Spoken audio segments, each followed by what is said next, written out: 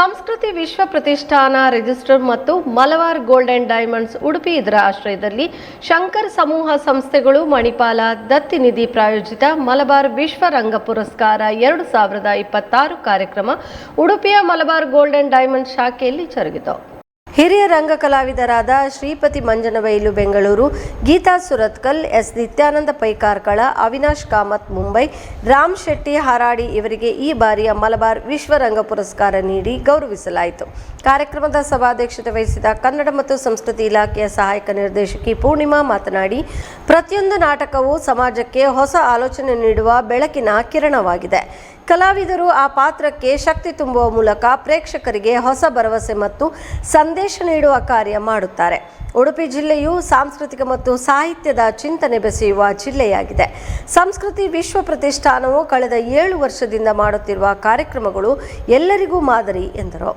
ಶಂಕರ್ ಸಮೂಹ ಸಂಸ್ಥೆಯ ಆಡಳಿತ ನಿರ್ದೇಶಕಿ ಸುಗುಣ ಸುವರ್ಣ, ಸರಬರಾಜು ನಿರ್ವಹಣೆ ಪಾವತಿ ಮತ್ತು ಗುರುತಿನ ಪರಿಹಾರಗಳು ಮಣಿಪಾಲ್ ಇದರ ಉಪಾಧ್ಯಕ್ಷ ನವೀನ್ ಕುಮಾರ್ ಶುಭ ಹಾರೈಸಿದರು.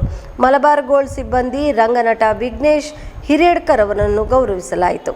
ಕಾರ್ಯಕ್ರಮದಲ್ಲಿ ಸಂಸ್ಕೃತಿ ವಿಶ್ವ ಪ್ರತಿಷ್ಠಾನದ ಗೌರವಾಧ್ಯಕ್ಷ ಉಡುಪಿ ವಿಶ್ವನಾಥ್ ಶೆಣೆ, ಅಧ್ಯಕ್ಷ ಪ್ರೊಫೆಸರ್ ಶಂಕರ್, ಮಲಬಾರ್ ಗೋಲ್ಡ್ನ ಶಾಖಾ ವ್ಯವಸ್ಥಾಪಕ ಹಾಫೀಜ್ ರೆಹಮಾನ್, ಮಲಬಾರ್ ವಿಶ್ವ ರಂಗ ಪುರಸ್ಕಾರ ಸಮಿತಿಯ ಸಂಚಾಲಕ ರಾಜೇಶ್ ಭಟ್ ಪಣಿಯಾಡಿ, ಡಾಕ್ಟರ್ ಭಾರ್ಗವಿ ಐತಾಳ್, ರಜನಿ ವಸಂತ್, ವಿದ್ಯಾ ಸರಸ್ವತಿ, ಪೂರ್ಣಿಮಾ ಜನಾರ್ದನ್, ವಿದ್ಯಾ ಶ್ಯಾಮ್ ಸುಂದರ್, ಸಂಸ್ಕೃತಿ ವಿಶ್ವ ಪ್ರತಿಷ್ಠಾನದ ಸಂಚಾಲಕ ರವಿರಾಜ್ ಎಚ್ಪಿ, ರಾಜೇಶ್ ಭಟ್ ಪಣಿಯಾಡಿ, ರಾಘವೇಂದ್ರ ಪ್ರಭು ಕರ್ವಾಲು, ಸಂಧ್ಯಾ ಶಣಿ ಉಪಸ್ಥಿತರಿದ್ದರು.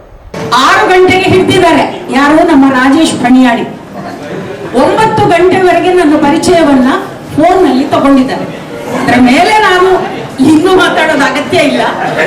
ಒಂದು ರಾಶಿ ಬರೆದಿಟ್ಟಿದ್ದಾರೆ. ಅವರಿಗೆ ನಾನು ಚಿರಋಣಿ. ಬಹಳ ಪ್ರೀತಿಯಿಂದ ನಮ್ಮೆಲ್ಲರನ್ನು ಎಡಿಫೈ ಮಾಡಿದ್ದಾರೆ ಅವರು. ಅದಕ್ಕಾಗಿ ಧನ್ಯವಾದಗಳು. ಇದರ ಜೊತೆಗೆ ಮಲಬಾರ್ ಗೋಲ್ಡ್ ಅಂಡ್ ಡೈಮಂಡ್ಸ್ ಸಂಸ್ಕೃತಿ ವಿಶ್ವ ಪ್ರತಿಷ್ಠಾನ ಈ ನಾಳೆ ನಡೆಯಲಿರುವ ವಿಶ್ವ ರಂಗಭೂಮಿ ದಿನಾಚರಣೆಯ ಪ್ರಯುಕ್ತ ನಮ್ಮೆಲ್ಲರನ್ನು, ನಮ್ಮ 5 ಜನರನ್ನು ಆದರಿಸಿದ್ದಾರೆ, ಇಲ್ಲಿ ಅಭಿನಂದಿಸಿದ್ದಾರೆ. ರವಿ ಯಾವತ್ತಿದ್ರೂ ಪ್ರೀತಿ ಪಾತ್ರರಾದ ವ್ಯಕ್ತಿ.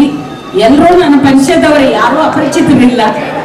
ಅವರೆಲ್ಲ ಪ್ರೀತಿಯಿಂದ ಕೊಡ ಮಾಡಿದ ಈ ಮುನಿ ಭರದ್ವಾಜ ಮುನಿಗಳು ತನ್ನ ಮಗ ದ್ರೋಣಾಚಾರ್ಯನಿಗೆ 2 ವಿದ್ಯೆಗಳನ್ನ ಕಲಿಸ್ತಾರೆ. ಯಾಕಂದ್ರೆ ಅವರು 2 ವಿದ್ಯೆಗಳಲ್ಲಿ ಪರಿಣಿತರಾಗಿರ್ತಾರೆ. ಒಂದು ವೇದ ವಿದ್ಯೆ, ಮತ್ತೊಂದು ಧನುರ್ವೇದ ವಿದ್ಯೆ. ಸೊ ಅವ್ರು ಏನ್ ಹೇಳ್ತಾರೆ ಅಂತ ಹೇಳಿದ್ರೆ, ಭರದ್ವಾಜ ಮುನಿಗಳು, ನಿನ್ನ ಪ್ರವೃತ್ತಿ ಯಾವುದರಲ್ಲಿದೆಯೋ ಅದನ್ನು ಚೆನ್ನಾಗಿ ರೂಢಿಸಿಕೊ, ಅದನ್ನು ಒಂದನ್ನು ರೂಢಿಸಿಕೊಳ್ಳುವ ಭರದಲ್ಲಿ ಮತ್ತೊಂದನ್ನು ಅಲಕ್ಷಿಸಬೇಡ ಅಂತ. ಹಾಗೆ ಬೆಳಗಾವಿಗೆ ಹೋದ ನನಗೆ ಕನ್ನಡದ ಬಗ್ಗೆ ಇರುವಂತ ಅಲ್ಲಿ ಅಸಡ್ಡೆ, ಅಲಕ್ಷತನ, ಅದು ಒಂದು ತರದ ಈರ್ಷಾಭಾವವನ್ನು ಹುಟ್ಟುಹಾಕ್ತದೆ. ಹಾಗೆ ನನಗೆ ಅನ್ನಿಸಿತ್ತು, ನಾನು ಬೆಂಗಳೂರಿನಲ್ಲಿ ರಂಗಭೂಮಿ ಮಾಡುವುದಲ್ಲ, ಧಾರವಾಡದಲ್ಲಿ ಮಾಡುವುದಲ್ಲ, ಹುಬ್ಬಳ್ಳಿಯಲ್ಲಿ ಮಾಡುವುದಲ್ಲ, ನಾನು ಮಾಡಿದ್ರೆ ಇಲ್ಲಿ ಮಾಡಬೇಕು. ಇಲ್ಲಿಯ ಯಾಕೆ ಅಂತ ಹೇಳಿದ್ರೆ 76 ಇಸ್ವಿ ಜೂನ್ 16ನೇ ತಾರೀಕಿನವರೆಗೆ ಒಂದೇ ಒಂದು ನಾಟಕ, ಕನ್ನಡದ ನಾಟಕ ಬೆಳಗಾವಿಯ ಯಾವುದೇ ಶಿಷ್ಟರಂಗ ಮಂದಿರದಲ್ಲಿ ಆಗಿದ ಇತಿಹಾಸ ಇಲ್ಲ. ಎಲ್ಲವೂ ಮರಾಠಿ. ಸಣ್ಣ ಸಣ್ಣ ಹುಡುಗರು ಇದ್ದಾರೆ, ಮತ್ತೆಲ್ಲ ಯುವಕರೇ. ಆದರೆ ಆಕ್ಟಿವಿಟಿ ನಡೆಸ್ಕೊಳ್ಳೋದು ಅವರೆಲ್ಲರಿಗಿಂತ ಜೂನಿಯರ್ ನಾನು. ಶರೀರ ಇದ್ದಾರೆ ಹುಡುಗರಿಗೆ. ಈಗಿನ ಹುಡುಗರು ಖುಷಿಯನ್ನು ಹುಡ್ಕೋಣ ಅಂದ್ಕೊಂಡು ನಾವು ಬಣ್ಣ ನಾಟಕೋತ್ಸವ ಮಾಡುವ ಬಹಳ ಮುಖ್ಯ ಧ್ಯೇಯ ನಮ್ಮದು. ತುಂಬ ಜನ ಸೀನಿಯರ್ ಸಿಟಿಸನ್ಸ್ ಬರ್ತಾರೆ ನಮ್ಮ ಜೊತೆ ನಾಟಕ ನೋಡೋದಕ್ಕೆ. ಶುಗರಿಗೆ, BP-ಗೆ ಮಾತ್ರ ತಗೊಂಡು ಬರ್ತಾರೆ. ಮತ್ತೆ ನನ್ನೇನೋ ಅವರಿಗೆ ತೊಂದರೆ ಕೊಡಲಿಕ್ಕಿಲ್ಲ. ನಮ್ಮ ನಾಟಕದಲ್ಲಿ ಇನ್ನೂ ಯಾವುದೋ ಸಮಸ್ಯೆಗಳನ್ನ ಹೇಳ್ಕೊಂಡು ಮತ್ತೆ ಅದನ್ನೆಲ್ಲ ಜಾಸ್ತಿ ಮಾಡೋದಲ್ಲ. 1.5 ಗಂಟೆ ನಮ್ಮ ನಾಟಕ ನೋಡಿ ಅವ್ರದ್ದು ಶುಗರು, BP ಕಡಿಮೆ ಆದರೆ ಅದೇ ನಮ್ಮ ಸಂತೋಷ ಅಂದ್ಕೊಂಡು ನಾನು ನಾಟಕ ಮಾಡಿ. ನಮ್ಮ ಉದ್ದೇಶ ಅಷ್ಟೇ, ನಾವು ಆರೋಗ್ಯವಾಗಿರೋಣ. ನಾವು ನಾಟಕ ಮಾಡೋದೇ ಆರೋಗ್ಯವಾಗಿರೋದಕ್ಕೆ. ನಾಟಕದ ಮೂಲಕ ಆರೋಗ್ಯವಾಗಿರೋಣ ಅಂತ ನಾನು ಯಾವತ್ತೂ ಸ್ಪೀಚ್ ಮಾಡೋದು ಅಷ್ಟೇ. ಮತ್ತೆ ಈ ಪ್ರಪಂಚನ ತಿದ್ದಿರೋಣ ಯಾವುದೇ ಭ್ರಮೆಗಳಲ್ಲಿ ನಾನಿಲ್ಲ. ನಾನು ಸರಿ ಇದ್ದರೆ ಸಾಕು ಈ ಪ್ರಪಂಚಕ್ಕಷ್ಟೇ. ನಾವು ಸರಿ ಇದ್ರೆ ಎಲ್ಲರೂ ಸರಿ ಇದ್ದಂಗೆ.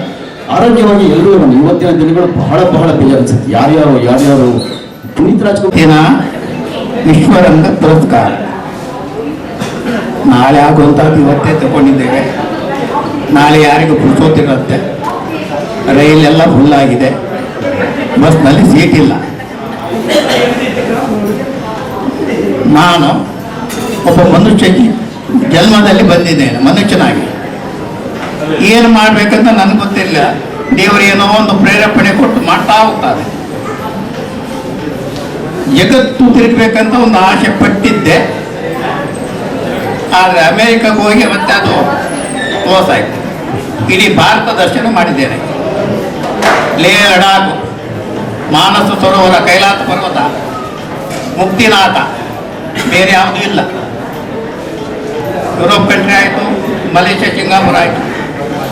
ಅಮೇರಿಕಕ್ಕೆ ಹೋದ ನಂತರ ನನಗೆ ಗೊತ್ತಾಯಿತು ಇದು ಅಮೇರಿಕ ಮಕ್ಕಳನ್ನು ಕರ್ಕೊಂಡು ಹೋಗಿ ತೋರಿಸುವಂಥ ಶೋ. ಕಲೆಯೇ ಜೀವನದ ಕೈಗನ್ನಡಿ, ಕಲೆಯೇ ಬಾಳಿನ ಬದುಕು. ಬಹಳ ಅರ್ಥಪೂರ್ಣವಾದಂತಹ ಮಾತುಗಳು. ನಾನು ಕನ್ನಡ ಮತ್ತು ಸಂಸ್ಕೃತಿ ಇಲಾಖೆಗೆ ಸೇರ್ಪಡೆಗೊಂಡು ಸುಮಾರು 20 ವರ್ಷ ಕಳೆದಿದೆ, 26 ವರ್ಷ ಕಳೆದಿದೆ. ನಮ್ಮಲ್ಲಿ ನನಗೆ ಅಂದರೆ ಅದಕ್ಕಿಂತ ಮೊದಲು ಸಾಹಿತ್ಯಿಕವಾಗಿ ಅಥವಾ ಸಾಂಸ್ಕೃತಿಕವಾಗಿ ಹೆಚ್ಚಿನ ನನಗೆ ಪರಿಚಯ ಇರಲಿಲ್ಲ. ಕನ್ನಡ ಮತ್ತು ಸಂಸ್ಕೃತಿ ಇಲಾಖೆ ಸೇರಿದ ಮೇಲೆ ಅದು ಬರೀ ರಂಗಭೂಮಿ ಅಲ್ಲದೆ ಜಾನಪದ ಕಲಾವಿದರಾಗಿರ್ಬೋದು ಅಥವಾ ಯಕ್ಷಗಾನ ಕಲಾವಿದರಾಗಿರ್ಬೋದು, ಸಾಹಿತ್ಯಿಕ ಬೇರೆ ಬೇರೆ ರಂಗದ ಅವರ ಜೊತೆಗೆ ಆ ಒಂದು ಹತ್ತಿರದ ಒಡನಾಟ ಸಂಬಂಧ ಅಂತ ಹೇಳ್ಬೋದು. ಅದರಲ್ಲಿ ನಾನು ಮುಖ್ಯವಾಗಿ ರಂಗಭೂಮಿ ಕಲಾವಿದರಲ್ಲಿ ನಾನು ಗಮನಿಸಿರುವಂಥದ್ದು ಅಥವಾ ರಂಗಾಸಕ್ತರಲ್ಲಿ ನಾನು ಗಮನಿಸಿದ್ದಂದ್ರೆ ಏನಂದ್ರೆ ಮನುಷ್ಯತ್ವ, ಮುಖ್ಯವಾಗಿ ಮಾನವೀಯತೆ. ಯಾಕಂದ್ರೆ ಈ ಒಂದು ಇದರಲ್ಲಿ ಇದ್ದವರು ಯಾರು ಕೂಡ ಅಷ್ಟೇ ಜಾತಿ ಯಾವುದು, ಧರ್ಮ ಯಾವುದು,